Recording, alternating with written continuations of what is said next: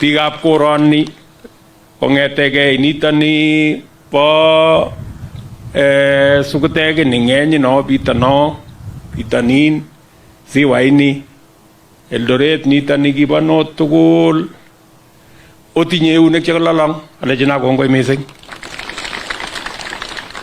amu kingokona kurayat kotesyigei nebo Jehova ko kiatau ko mining ito ko akijana ya kole lakini amu eunek chelalang jotinye akura yangwang netinye neboto kaberuretab Jehova ko marani ko ma president nebo Kenya alejina kongoi mising oiso ankagetchi amwa ale kongoi mising mami na tesene sire yoto alejina kongoi mising ako amu kikitau pamoja ako kiochomwoe kin mchumbe nebo koroni ko kosom netai ngele mi chito age nesome kochol neuin chebongut nyo niki kansela nikinyo eng betusiek alak kisom une sabarit taman kou no in chelili mingyu kisom akine kitawaritaya mang'etin ko kiochomwoe mchumbe nebo koroni koboto nata akine kakiletab kei no tinye alen ara kikonyito bichu kokono ng'ule ki ko lazima akilchigei akine sikong'et simoliloncho olecho ole ang chichi kikikochi kaberuret ko Kilias ko maitita koni okere akilchinigei emet ongen ole mi kora chekikochi nafas nebo uongozi kwop kokuyet eng yo kobal chebo wimet kolya komatokonakta oiso ko ko kingochomwo eba chichi makine oiso ongen ole ongen tuguk chekyai kaisai president nebo Kenya ngubu ongen kasit nekiyochin kot kirach emet olin ipkotuiyo ongen ole kasit kibelelit so ko Jehova nekiyai kasina ak sautik chekikono ak baraka nekikono nebo kurayang'wong netai alechini Jehova kongoi ak alecho kakikwek kongoi arais kakibwa rani yu nakatang'alali Kiswahili korok anan kaya ng'alal Kiswahili amu ingen ile kotepsikemwa chebo kaa kidogo baadaye. So mimi nataka niwashukuru sana mkiwa wananchi wa hapa, mkiwa hapa ndio nilikuwa mjumbe, na kupitia kwa baraka zenu ya kura zenu na maombi yenu nikapata nafasi hii ya kuwa kiongozi katika sehemu hii na pia kuwa kiongozi katika taifa letu ambayo tunapenda, taifa ya Kenya. Na nimekuja hapa tuombe tukianza mwaka huu wa 2024, hii mwaka ya 2024 ikiwa ni ile mwaka ambayo tulikubaliana Kenya itasonga mbele. Najua kuna maneno mengi mumenieleza, nimesikia kwa makini maneno ya shule hapo Ng'eny. Mnataka niliwaambia nitawapatia basi mtatumana. Kuna barabara mumeongea hapa, kuna mambo ya maji mumeongea hapa, kuna maneno ya stima mumeongea hapa, na mambo yale mengine yote mazuri ya maendeleo. Mimi nawashukuru sana kwa sababu munafikiria sana vile sehemu hii yenu itaenda mbele kupitia kwa miradi na mipango ya maendeleo. Na hivyo ndivyo tunataka Kenya mzima. Tunataka kila sehemu ya Kenya tupange mambo ya maendeleo, maneno ya mabarabara zetu, mambo ya maji, maneno ya stima, mambo ya matibabu, masomo ya watoto wetu, ndio Kenya iweze kusonga mbele.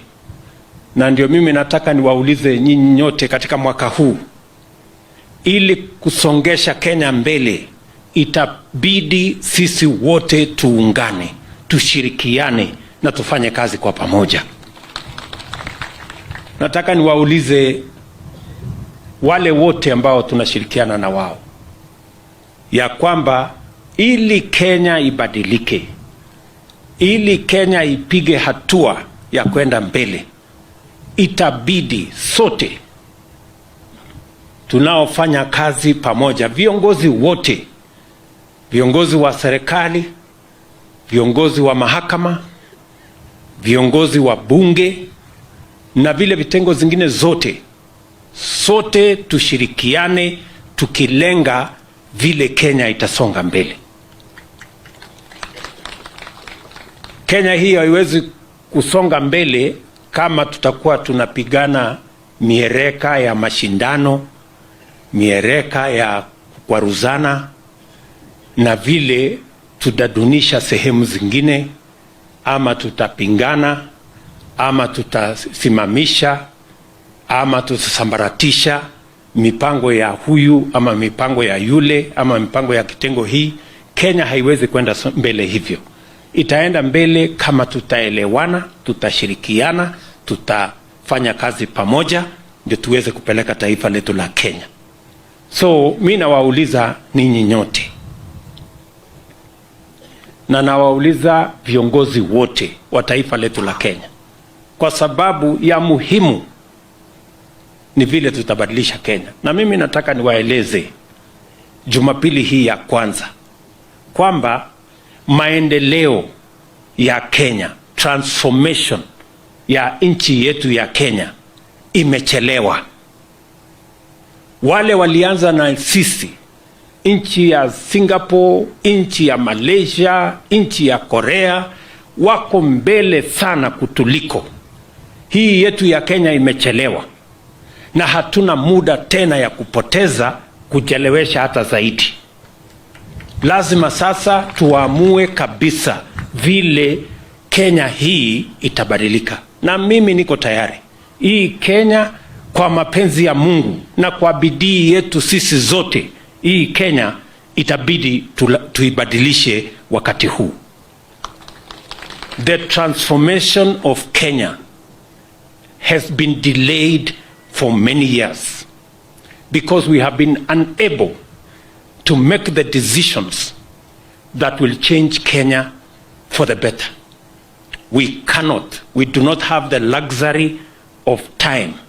We do not have the luxury to delay. We do not have the luxury to sabotage. Good people, we must stand together.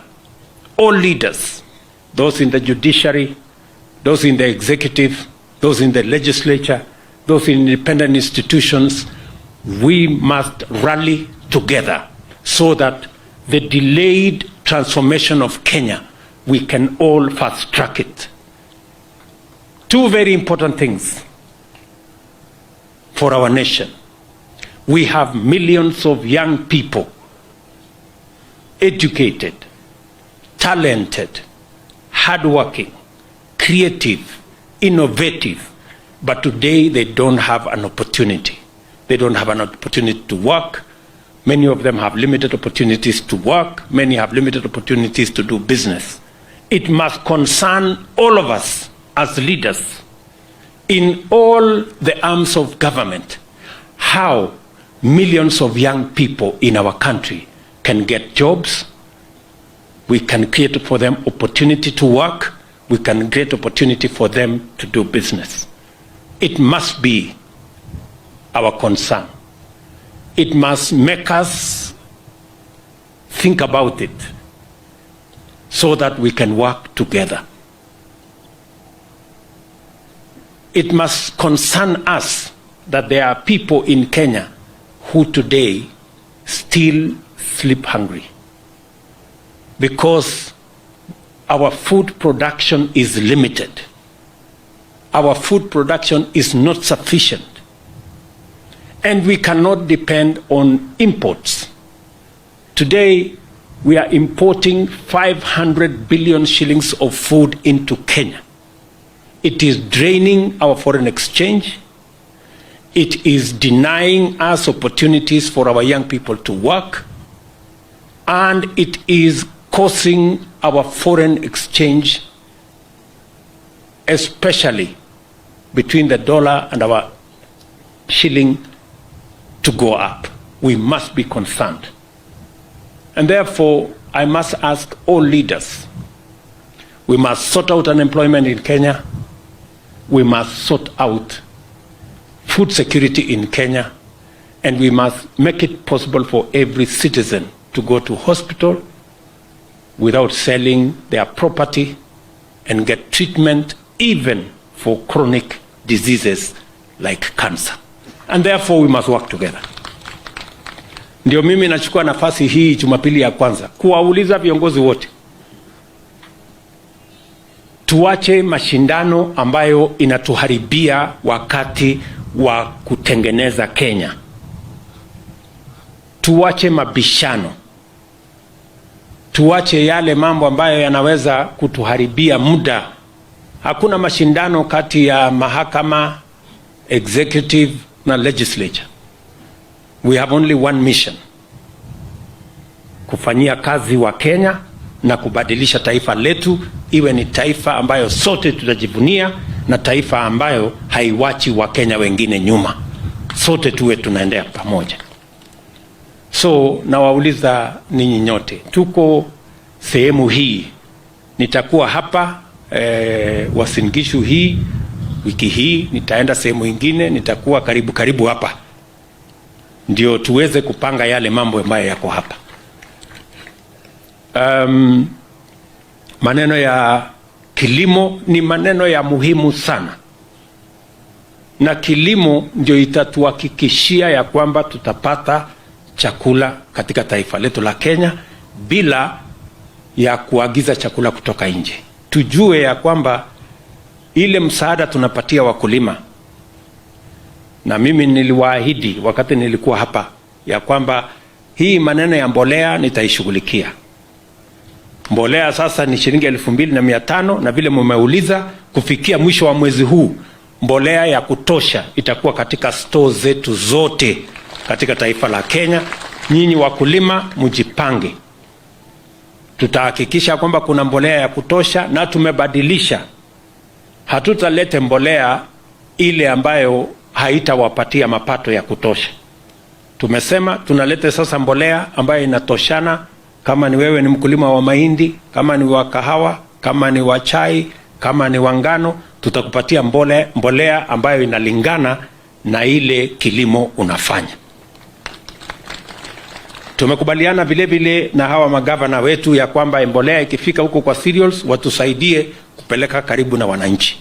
Na mimi nataka nishukuru wakulima ama county governments ambao wameshirikiana na sisi kuhakikisha kwamba kazi hiyo inafanyika. Ya pili, kwa mambo ya kilimo, pia wakulima wengi bado wanapata matatizo katika kugharamia mambo ya kilimo.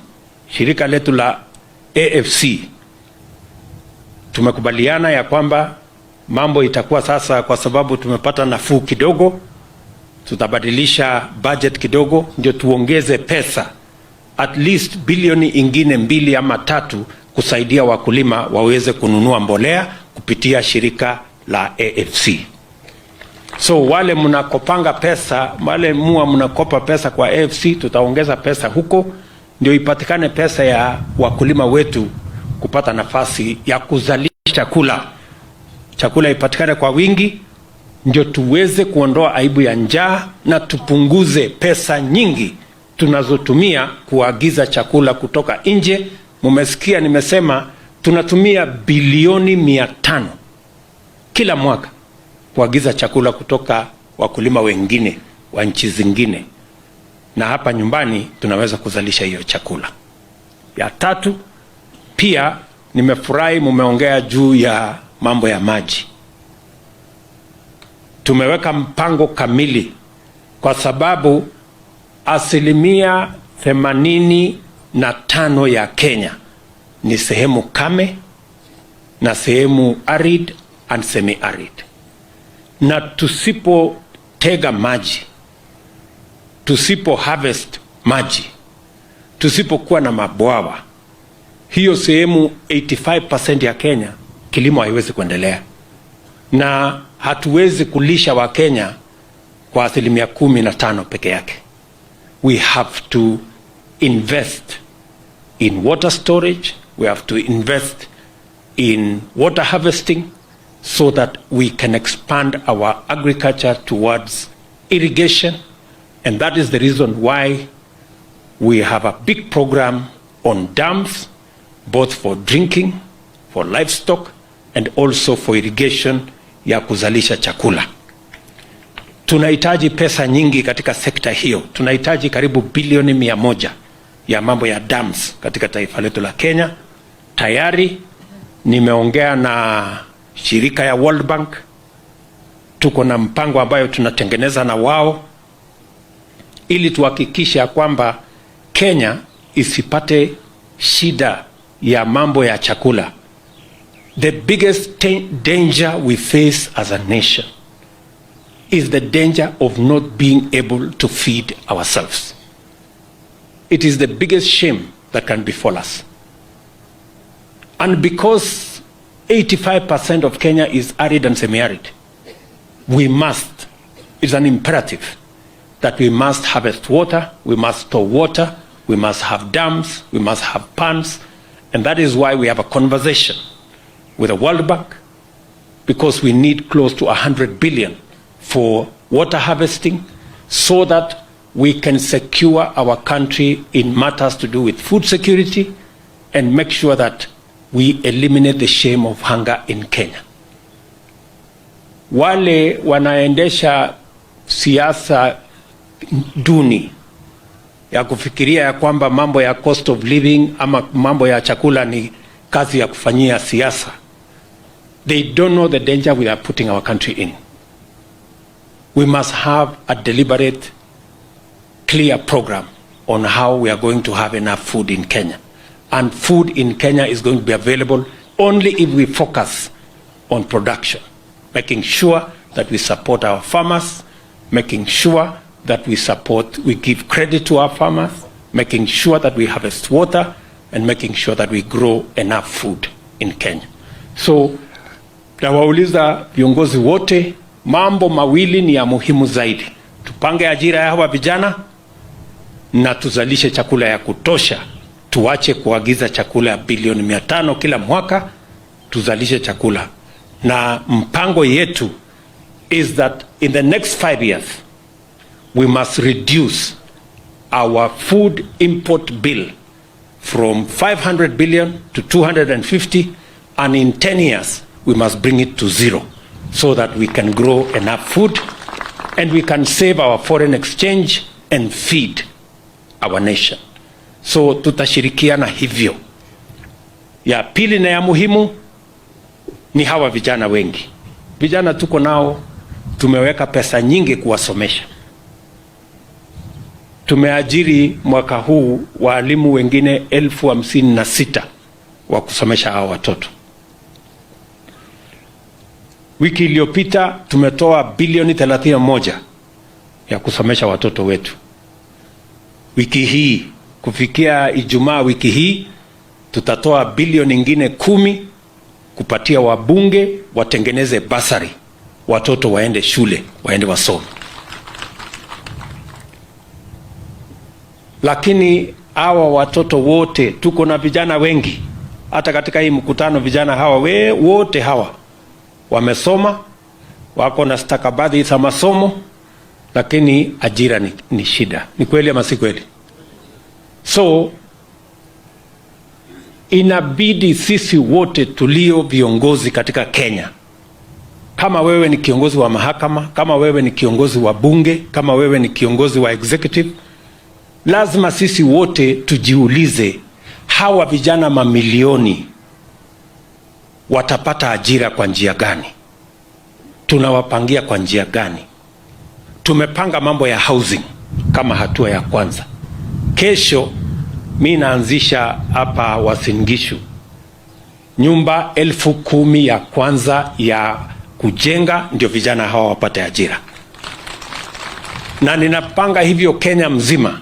Mpango yetu ni kwamba hawa vijana mpaka wafike vijana 1,000,000 wanaofanya kazi katika housing program, na vijana wa aina yote, wale architects, quantity surveyors, engineers, plumbers, technicians, electricians, masons, carpenters na wengine wengi, hata watu ya mkono huko katikati. Tunataka kila Mkenya apate nafasi ya kujisimamia na apate mapato, ndio tuweze kuhakikisha kwamba tunakabiliana na changamoto ya gharama ya maisha kwa wananchi wengi kupata mapato. Itakuwa ni makosa makubwa kwamba sisi ambao kwa bahati, sio kwa sababu sisi ni bora kuliko wale wengine, sisi ambao tuko na bahati ya kuwa na kazi. Unafanya kazi katika executive, wewe ni mfanyikazi wa serikali, unafanya kazi katika mahakama, unafanya kazi independent institutions, unafanya kazi bunge, alafu wewe unahujumu ile mpango ya kupatia hawa vijana wengi nafasi ya ajira, pia na wao wapate mapato kama vile wewe unapata. Sio ni makosa makubwa sana? Niwaulize jameni, sisi ambao tuko na kazi, munasema ya kwamba tunaenda tunalete ukarabati, unataka kukwamisha housing, unataka kukwamisha mpango hii kwa sababu wewe uko na kazi. Wewe hujui uchungu wa hawa vijana ambao hawana kazi. Ndio nimesema ya kwamba mimi nitasimama kidete kuhakikisha ya kwamba tunapanua nafasi ya ajira kwa Wakenya wengi, hasa vijana wetu wa taifa la Kenya. Na watu wachache ambao tayari wako na kazi, tayari wako na mapato, ambao hawaelewi matatizo ya hawa vijana mamilioni hawana nafasi ya kufanya kazi, hawana ajira. Kwa kiburi mingi munaenda kotini, munaenda kusema simamisha hii, simamisha hii, simamisha hii. Wewe tayari uko na mshahara, wewe uko na kazi, unaenda kuzuia hawa ambao hawana kazi. Wewe unatumia ile pesa ambaye unalipwa mshahara, unaenda kutafuta wakili, unamlipa, unaenda kotini, unahongana. Hawa ambao hawana kazi ya kulipa wakili, hawana pesa ya kuhongana kotini, hawa watu mambo yao itakuwa wapi? Ndio nimesema mimi nitasimama na hawa ambao hawana pesa ya kulipana kotini, ambao hawana pesa ya kutafuta mawakili. I am going to be their advocate, na Mungu atatusaidia mpaka hawa vijana wapate kazi. Tunaelewana? Ama hapa kwenu hawa watu wote wako na kazi? Wangapi hapa wako na kazi? Weka mkono juu. Ile mtu yuko na kazi, yuko na mshahara.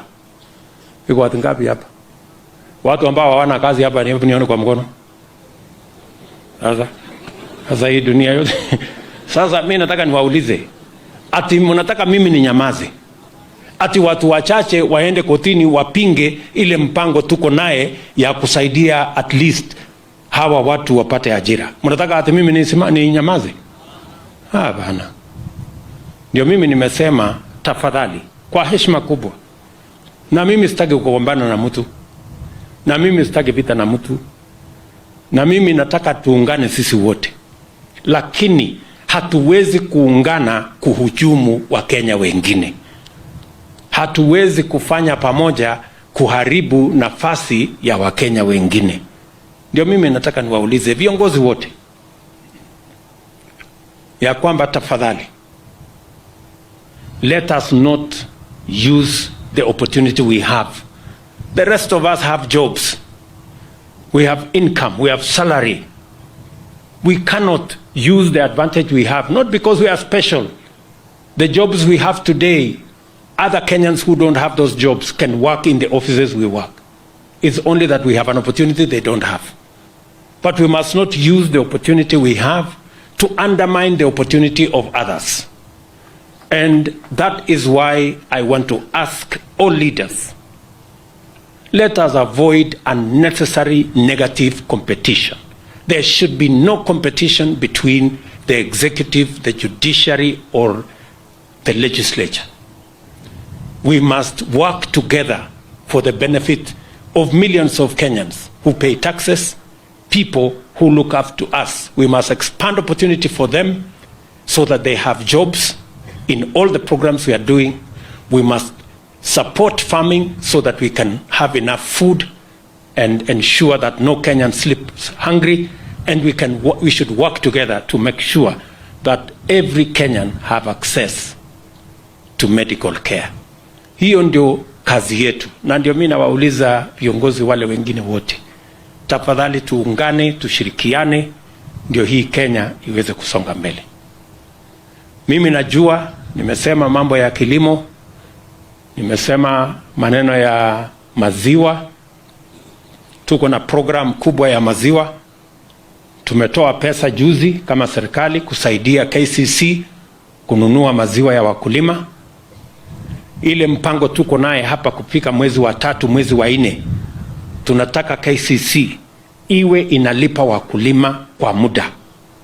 Hatutaki ile maziwa inangojea mpaka sijui siku gani. Kama itawezekana, tunataka kila siku 15 KCC ilipe pesa ya wakulima. Ndio kila mkulima awe na pesa mfukoni, na tuhakikisha kwamba tunasukuma hiyo gurudumu mbele na tushirikiane. Tuko na mpango mkubwa, tunafanya kazi. Nilikuwa India juzi, tumepata pesa karibu bilioni 37 ambayo tutaweka katika sekta ya kilimo, moja wao ikiwa ni dairy, na tuhakikisha kwamba tunasukuma hiyo mambo. Wakulima ambao wanafanya bidii, watu wazalendo waweze kupata mapato, watuzalishie chakula, ili tuhakikisha kwamba tunalisha wa Kenya na tunaondoa aibu ya njaa kwa taifa letu la Kenya. Vile vile mimi nataka niwashukuru sana hawa magavana, tumeungana na wao kwa mambo ya matibabu. Niliwaeleza ya kwamba tunataka kubadilisha mambo ya NHIF ili watu wengi waweze kufikia bima ya afya. Nimepeleka ile mpango nililete kwenu, mkapigia kura. Tumepeleka bunge, imetengenezewa sheria. Saa hizi tuna harakati ya implementation ama kuitekeleza. Kuna wengine wanapinga hiyo pia. Wanasema hawataki Wakenya wengine wapate afya, na unajua ajabu ni kwamba wale wanaenda kupinga kotini, yeye tayari yako na bima ya afya. Alafu unaenda kupinga mwananchi mwingine asipate. Na hiyo ako naye bima ya afya, ako naye comprehensive medical care, inalipwa na hawa wananchi. Sio ni uadui ya kupindukia jameni? Yaani nyinyi mnalipia sisi tupate bima ya afya comprehensive, alafu sisi ndio tunaenda kotini kupinga ati hii wananchi wasipate yao. How fair can that be? Nilisema na Mungu atatujalia tutatekeleza, ya kwamba wale mnalipa shilingi 500 kwa mapenzi ya Mungu, hii sheria tukimalizana naye imepelekwa kotini, lakini tutatoa kotini kwa mapenzi ya Mungu. Tukitoa kotini tunapunguza, wale mnalipa 500 inakuja 300. Na kwanza hii ya kijiji, hii dispensary nini, level 1 level 2, sisi hiyo ni bila kulipa. Hata kama una bima ya afya utaenda kutibiwa na uende nyumbani. Na tumesema ya kwamba kila mmoja this time round, kila mmoja wetu utakuwa na bima ya afya. Kama huna hata hiyo 300, serikali ya Kenya tutakulipia na tutaassess kama kwa kweli huna uwezo wa kulipa hiyo 300, serikali ya Kenya itakulipia. This is the opportunity for every Kenyan. Kila Mkenya apate bima ya afya. Bima ya afya sio ati ni starehe ya watu wachache. We want to make it universal so that every Kenyan unaweza kwenda hospitali utibiwe, na hata kama unaenda ile hospitali inataka ya kansa ama ya diabetes ama ya hypertension, pia utaenda na kadi yako, na hiyo kadi itahakikisha inalipa bili yote. Hautauza ng'ombe tena, hamutauza shamba tena, hatutafanya harambee tena, tuweze kwenda mbele kama Wakenya. Mnanielewa jameni? Hivyo ndivyo tutabadilisha Kenya. Na mimi nitasimama kidete. Okazizo. Inga ni ile mialaga chigilen gomuongyo aleji oye otiamage. Sijui kama naelewana. So tufanye kazi pamoja, tupeleke. Nia yetu ni kubadilisha hii Kenya. Na mimi nataka niwaambie, hii Kenya kwa mapenzi ya Mungu tutaibadilisha. This Kenya is going to be different. Imechelewa kubadilika kwa sababu mtu ya kuamua hata ile maneno magumu alikosekana. Sasa mimi niko hapa, nitaamua kila kitu, nitaamua mpaka Kenya hii itabadilika. Sinama hiyo. Mimi sijachaguliwa kupigiwa makofi. Mimi nimechaguliwa kubadilisha Kenya. So wale mnatafuta makofi, endeleeni na makofi. Sisi ambao tunataka kubadilisha Kenya, wacha tubadilishe Kenya. Makofi yetu itapatikana mbinguni ama itapatikana hapo mbele mkiona vile Kenya imebadilika. Si namna hiyo? Waza vije poroni. So koine bunu kwa moja jukai kwa kasa na ntumo. Awakasa. Kama awakasa kwa kwege. Sima obuane nyo le jo ini kakile ko liao lo kile ko liao lo moyan tenda ne guru piga la ke mengen lo kibendi ka mujumbe ne bagorani ke chikta manang muti